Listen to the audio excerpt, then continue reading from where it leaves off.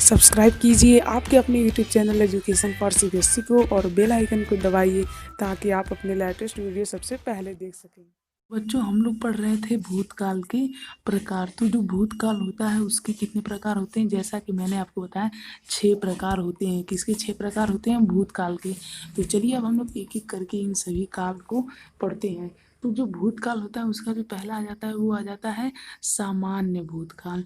तो जो सामान्य भूतकाल होता है, जैसा कि नाम से ही पता चल रहा है, इसमें जनरल चीज़ें होती हैं। जैसे कि मान लीजिए मैंने मंदिर में पूजा की, बच्चे ने फूल तोड़ा, तो इसमें मतलब कुछ भी ऐसा नहीं है कि ये भी भूत ही है, भूतकाल ही है।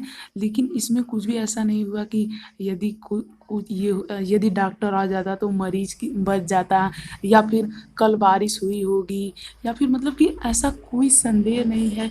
ये एकदम सिंपल है। आप लोग ये समझ लीजिए कि जब भी कोई भी चीज़ एकदम सिंपल होती है तो उसी को हम लोग क्या कहते हैं? सामान्य भूत कहते हैं। मतलब उसमें कोई भी ना तो कोई डाउट हो, ना तो कोई ऐसा हो कि यदि तुमने परिश्रम किया होता तो सफल होते, या फिर काम भी मतलब कि एकदम सिंपल हो। बस आप इतना ही समझ लीजिए कि यदि एकदम सिंपल हो तो वो कौन सा काल हो जाएगा? सामान्य भूतकाल हो जाएगा।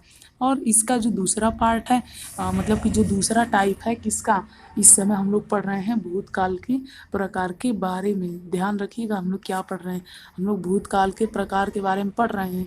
तो जो भूतकाल का प्रकार होता है उसमें से जो दूसरा नंबर पे आ जाता है, जो दूसरे नंबर पे आ जाता है वो कौन सा है? वो आ जाता है हमारे पास में आसन्न भूत।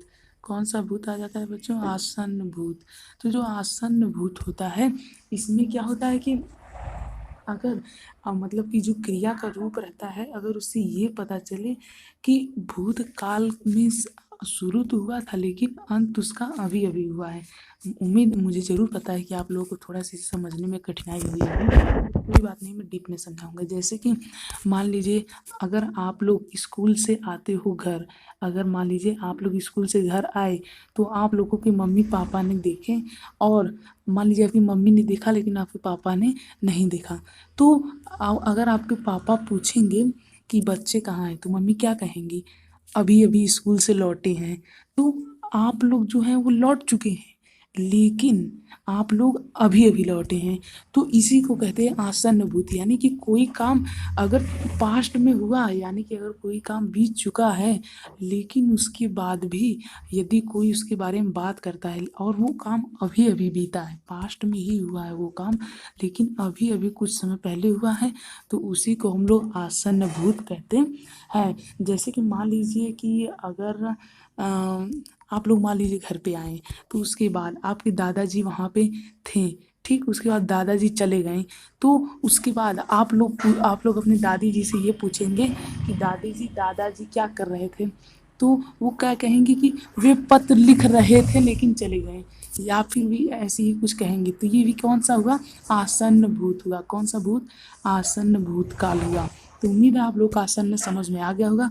बस यही कठिन ही था, बाकी सब तो आसान है। इसके बाद नोट करते रहिएगा इन सब बातों को, नहीं तो आप लोग भूल जाएंगे, क्योंकि अभी आप लोग याद करने में थोड़ी सी कठिनाई भी होती है ना। तो चलिए अब हम लोग आगे बढ़ते हैं। यदि आपको अच्छा लग रहा होगा तो प्लीज़ लाइक करते रहिएगा और सब्सक्राइब करना ना भूलिएगा। तो चलिए अब हम लोग आगे बढ़ते हैं। तो यहाँ पे अब हम लोग जो आगे बढ़ते हैं, तो वो जो हमारा तीसरा आ जाता है वो कौन सा आ जाता है?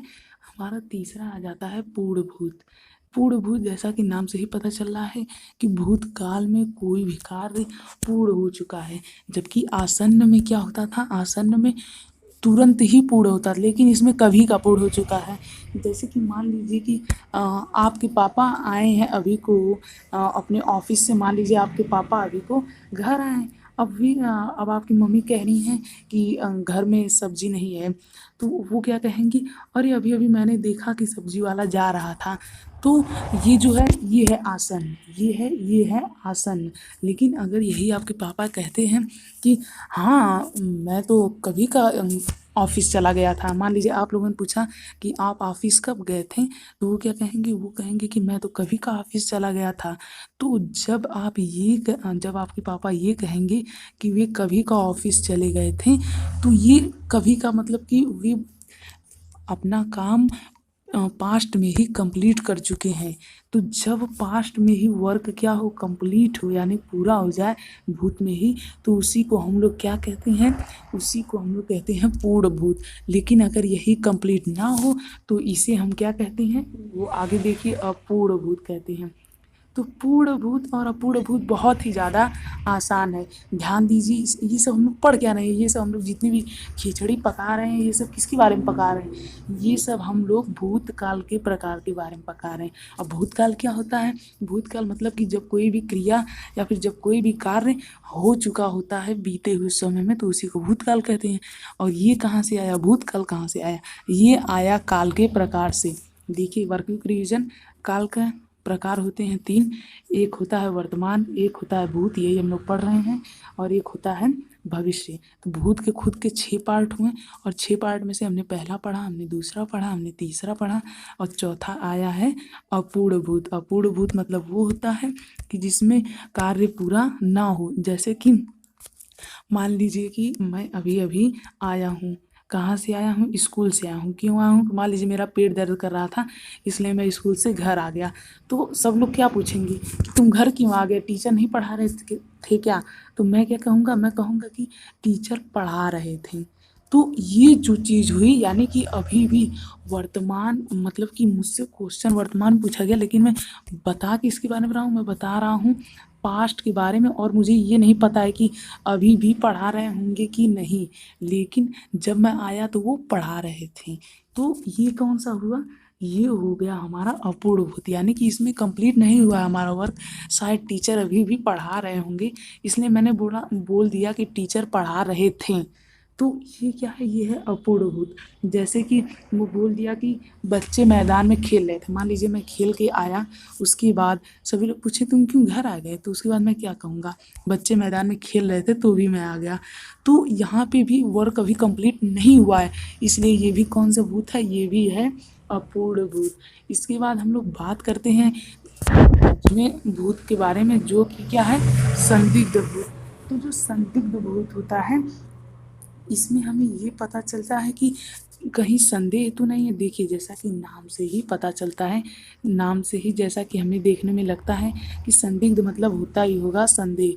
तो इसमें हमें क्या होता है, संदेह होता है कि कहीं अभी वर्क कंप्लीट हुआ है कि नहीं। जैसे कि मान लीजिए कि मैं 2 दिन के लिए चला गया था अपनी नानी के घर।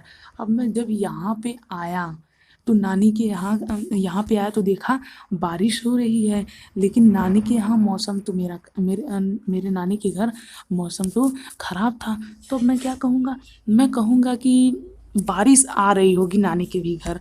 तो ये क्या हुआ, ये चीज़, ये ही हुआ है हमारा संदिग्ध भूत। तो मैं आपको आप लोग पूछेंगे कि आप डेली एग्जाम्पल्स ही क्यों ले रहे हो, क्योंकि आप लोग अगर अपने दैनिक जीवन से किसी भी चीज़ को रिलेट करते हो तो आपको बहुत ही अच्छी तरीके से समझ में आता है। और मैं चाहता हूँ कि आपको अच्छे से अच्छे समझ में आए, इसीलिए मैं आपको डेली लाइफ से ही रिलेटेड चीज़ें बता रहा हूँ। तो इसे पूरा ज़रूर देखिएगा, क्योंकि मैं आपको डेली लाइफ से रिलेट करके बहुत ही अच्छे से बताऊँगा, जैसा कि मैंने आपको पिछले कई एसएस एपिसोड में बताया था। अगर आप हमारा एसएस एपिसोड नहीं देखते तो उसे ज़रूर देखिए, क्योंकि उसमें हम बताते हैं स्मार्ट स्टडी कैसे करें और उसका तरीका बताते हैं, तो उसे ज़रूर देखिए। तो चलिए अब हम लोग आगे बढ़ते हैं। अब जो हमारा आता है, इसके बाद जो आता है हमारा 5वां भूत का प्रकार, वो कौन सा आ जाता है, वो आ जाता है हमारा हेतु हेतु भूत। तो जो ये हेतु हेतु हेतु होता है, तो ये बेसिकली कुछ नहीं होता है, इसमें बस यही होता है कि पहला कार्य और दूसरे कार्य में अलग अलग प्रकार का रिलेशन होता है। अभी आपको नहीं समझ में आएगा, जैसा कि मैं एग्जांपल देता हूँ। देखिए एक डेली लाइफ का एग्जांपल देखिए, मान लीजिए कि यदि एक बच्चा है जो कि क्लास में वीक है, वो बेचारा अपने घर आता है, ठीक, तो वो काफ़ी निराश होकर मान लीजिए आता है। तो उसकी मम्मी पापा जो हैं वो उससे पूछेंगे कि क्या हुआ, तो वो कहा कि मैं फेल हो गया। तो उसके मम्मी पापा उससे क्या कहेंगे, कहेंगे कि यदि तुमने परिश्रम किया होता तो तुम सफल हो जाते। तो यहाँ पे उन्होंने जो सेंटेंस, यानी कि लड़के के मम्मी पापा ने जो सेंटेंस उस लड़के से कहा, तो वो लड़का उस समय जो उससे कहा, तो वो लोग ये कह रहे हैं कि यदि तुम परिश्रम किए होते तो सफल हो जाते, लेकिन लड़का परिश्रम किया नहीं।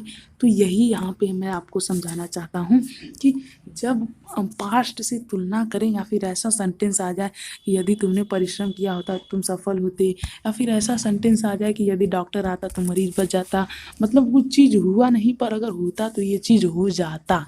क्या? वो चीज़ हुआ नहीं पर अगर होता तो ये चीज़ हो जाता।